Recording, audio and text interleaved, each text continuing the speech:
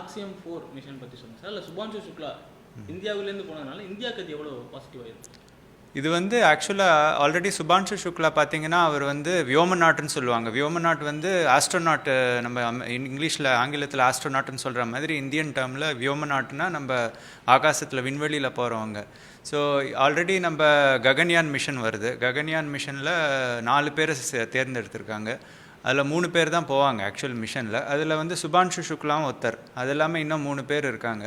So இது வந்து Axiom mission வந்து சுபான்ஷு சுக்லாவுக்கு ஒரு ட்ரைனிங் மாதிரி. இப்போ ககன்யான் மிஷனில் சேம் இதே மாதிரி ராக்கெட்டில் பூமியிலேருந்து விண்வெளிக்கு போயிட்டு திரும்பி வந்துடுவாங்க. அங்கே ஒரு வாரம் இருந்து 4 நாள் 5 நாள் இல்லை ஒரு வாரம் இருந்து திரும்பி வருவாங்க. ஸோ இதே மாதிரி ஒரு ராக்கெட் இருக்கும், அதுக்கப்புறம் ஒரு க்ரூ மாடியூல் ஒன்று இருக்கும். அந்த க்ரூ மாடியூலில் தான் அவங்க வந்து பூமியை சுற்றி வலம் வந்துட்டு திரும்பி ஒரு 4 நாள் கழித்து வந்துடுவாங்க. ஸோ இது வந்து ஒரு ப்ரிப்பரேஷன் மாதிரி.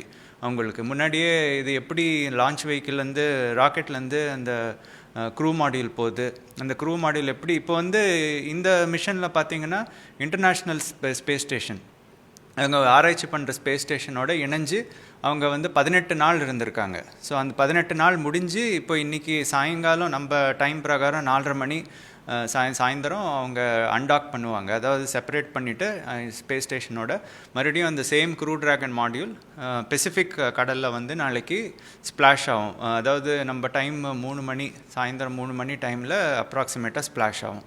ஸோ இந்த மிஷன்னால் அந்த இன்புட்ஸ் எல்லாமே இந்த சுபான்ஷு சுக்லா வந்து நம்ம ககன்யான் மிஷன்லேயும் அது ரொம்ப யூஸ்ஃபுல்லாக இருக்கும்னு நம்ம நினைக்கிறோம். அன்டாக்கிங் செயல்முறை எவ்வளோ டிஃபிகல்ட்டாக இருக்கும்? அங்கேருந்து பூமிக்கு வர்றாங்கன்னா கிட்டத்தட்ட ஒரு 24 மணி நேரம் எடுக்குது. இன்றைக்கி 4 மணி 3 மணி அப்படின்றது. இந்த டைம் எதுக்காக? அது எவ்வளோ ரிஸ்கியான ஒரு விஷயம் சார்? இது வந்து ரிஸ்க்கு எதுவுமே இல்லை. பேசிக்காக பார்த்தீங்கன்னா இது வந்து இந்த ஆக்சியம் மிஷன் வந்து 3 மிஷன் முன்னாடியே முடிச்சிருக்காங்க. அது இல்லாமல் ஸ்பேஸ் ஸ்டேஷனில் வந்து எக்கச்சக்கமான மிஷன்ஸ் போயிட்டு வந்திருக்காங்க.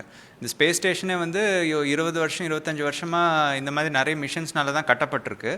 இப்போ இந்த மிஷனில் பார்த்தீங்கன்னா இந்த க்ரூ ட்ராகன் இந்த சேம் மாடியூல் இருக்கு இல்லையா, அந்த ஆர்பிட்டர் மாடியூல் அது வந்து இணைஞ்சிருக்கு இல்லையா, அதுலேயே திரும்பி வந்துடுவாங்க.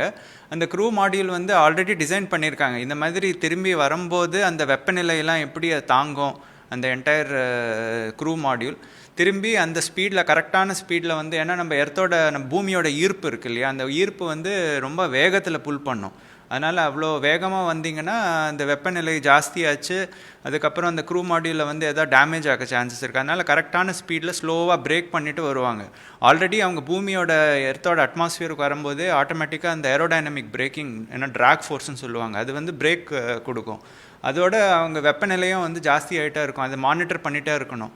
அது யூஸ்வலாக அவங்க வந்து எல்லாமே அந்த மானிட்டரிங்லாம் கிரவுண்ட்லேருந்து பண்ணிகிட்டே இருப்பாங்க. அங்கே டெம்பரேச்சர்லாம் கரெக்டாக ரைஸ் ஆகுதா, நல்லா கரெக்ட் ஸ்பீடில் வராங்களான்னு. ஸோ அதனால் இந்த என்டையர் ப்ராசஸ்க்கு வந்து ஒரு 24 மணி நேரம் கிட்டத்தட்ட ஆகும். அவங்க 400 கிலோமீட்டர் தூரத்துலேருந்து ஸ்பேஸ் ஸ்டேஷன்லேருந்து வரும்போது கரெக்டாக எடுத்து பூமிக்குள்ளே என்டர் ஆகி ஸ்ப்ளாஷ் ஆகிறதுக்கு 24 மணி நேரம் டைம் எடுக்குது.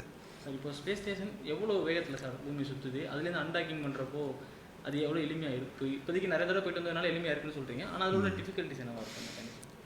ஸ்பேஸ் ஸ்டேஷன் வந்து நல்ல ரொம்ப ஸ்பீடில் சுற்றும். ஏன்னா வந்து ஒரு நாளைக்கே பார்த்தீங்கன்னா பூமியை சுற்றி ஒரு மோர் தென் 9 or 10 டைம்ஸ் சுற்றி வந்துக்கிட்டே இருக்கும். அது அவ்வளோ ஸ்பீடாக சுற்றிட்டு இருக்கும்.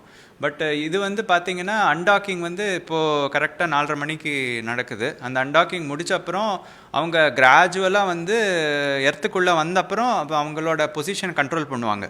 ஏன்னா கரெக்டாக அந்த பெசிஃபிக் கடலுக்குள்ளே அந்த கலிஃபோர்னியா மாகாணத்தில் பக்கத்தில் அந்த பெசிஃபிக் கடலுக்குள்ளே வந்து விழணும் இல்லையா, அதனால் அந்த பொசிஷனுக்கு கரெக்டாக அந்த கண்ட்ரோல் சிஸ்டம் அங்கே வந்து இது பண்ணி அந்த இடத்துக்கு வர மாதிரி அந்த பொசிஷனுக்கு அவங்க பண்ணிப்பாங்க. பட் இப்போ அன்டாக் பண்ணும்போது அவ்வளோ ப்ராப்ளம்ஸ் எதுவும் எக்ஸ்பெக்ட் பண்ண முடியாது. சார் இப்போ அந்த மாதிரி ட்ராவல் ரிட்டர்ன் வர்றப்போ அவங்களோட உடல்நிலையில் எந்த மாதிரியான மாற்றங்கள் இருக்குது சார்? அது நல்ல கேள்வி. ஏன்னா ஃபஸ்ட்டு இப்போ பார்த்தீங்கன்னா இப்போ வந்தோடனே நம்ம இப்போ ஃப்ளைட்லேருந்து திரும்பி வந்தோடனே வீட்டுக்கு போகிற மாதிரி இருக்காது. ஒரு 7 நாள் அவங்க வந்து ஒரு குவாரண்டைன் மாதிரி இருக்கும். அதாவது வந்து ரீஹாபிலிட்டேஷன் சொல்லுவாங்க.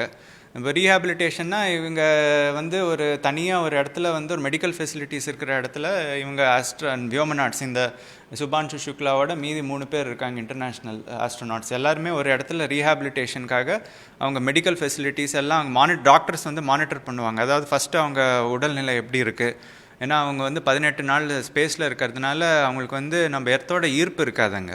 அதனால் இந்த தசை இந்த மசில்ஸ் போன்ஸ் எல்லாமே கொஞ்சம் வந்து சேஞ்ச் ஆகிருக்கும், ஏன்னா அவங்களுக்கு ஒர்க் இல்லாததுனால. ஸோ வந்தோடனே ஃபஸ்ட்டு எப்படி அவங்க பாடி ஸ்ட்ரென்த் எப்படி இருக்குது, அப்புறம் அவங்களோட பேராமீட்டர்ஸ், வைட்டல் பேராமீட்டர்ஸ், டெம்பரேச்சர், அதுக்கப்புறம் பல்ஸு, இது பிபி எல்லாம் எப்படி இருக்குன்னு மானிட்டர் பண்ணுவாங்க. ஸோ இந்த மாதிரி 7 நாளும் வந்து மானிட்டர் பண்ணி அவங்க அடாப்ட் ஆகுறாங்களா, மறுபடியும் பூமியோட ஈர்ப்பு சக்திக்கு அந்த அடாப்ட் ஆகிட்டு மறுபடியும் நார்மலாக நடக்க முடியுதா, ஓட முடியுதா, எல்லாம் பார்த்துட்டு 7 நாள் முடிஞ்ச அப்புறம் தான் அப்புறம் அவங்கள வீட்டுக்கு அனுப்புவாங்க.